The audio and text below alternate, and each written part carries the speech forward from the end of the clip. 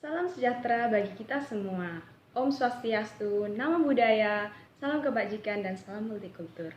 Pertama-tama, mari kita panjatkan puji dan syukur kepada Tuhan Yang Maha Esa, karena berkat dan rahmat-Nya kita dapat diberikan kenikmatan untuk melihat, mendengar, dan merasakan.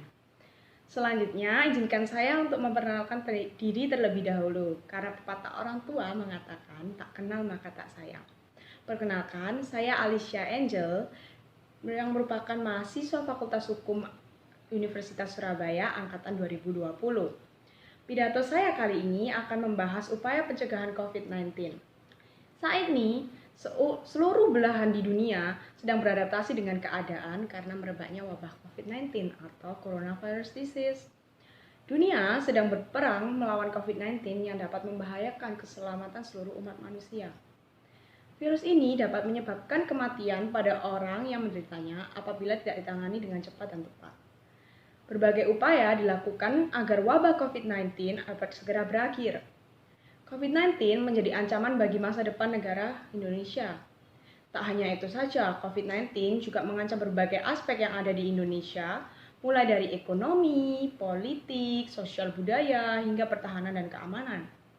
Sebagai perwujudan dari bela negara terhadap NKRI, masyarakat dan pemerintah harus mengupayakan pencegahan penyebaran COVID-19 agar tidak semakin membahayakan dan merugikan negara. Maka dari itu, dibutuhkannya semangat persatuan dan bela negara dalam menghadapi ancaman ini.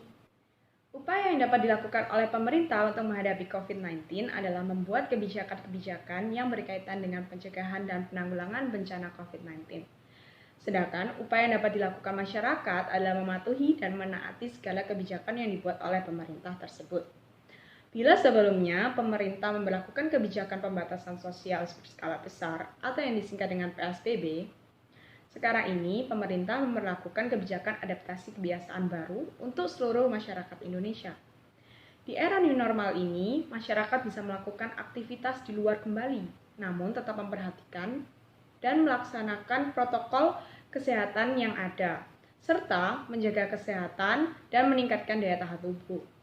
Berbeda sekali dengan PSBB yang mengharuskan setiap orang untuk berdiam diri dan melakukan segala aktivitas di rumah. Kebiasaan baru ini membuat sekolah-sekolah melaksanakan sistem pendidikan via online atau belajar dari rumah. Para pemilik tempat usaha atau perkantoran juga diwajibkan untuk melaksanakan protokol kesehatan yang ada. Masyarakat pun juga wajib melaksanakan protokol kesehatan ini.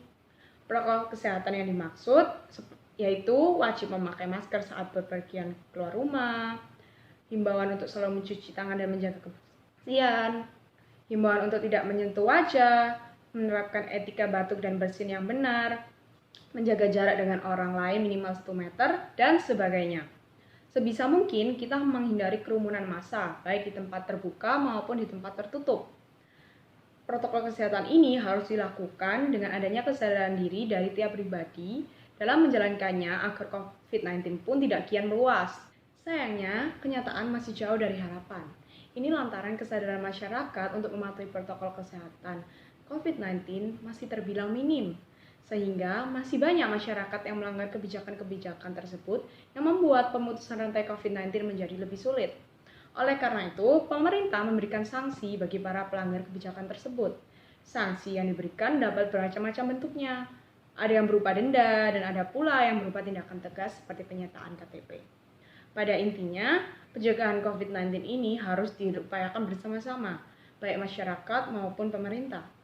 Dengan mengupayakan pencegahan COVID-19 yang menjadi ancaman bagi keutuhan bangsa dan negara, berarti kita telah melakukan bela negara. Maka dari itu, kita sebagai rakyat Indonesia harus mampu mencegah penyebaran COVID-19 ini hingga berakhirnya wabah COVID-19 ini dari negara Indonesia.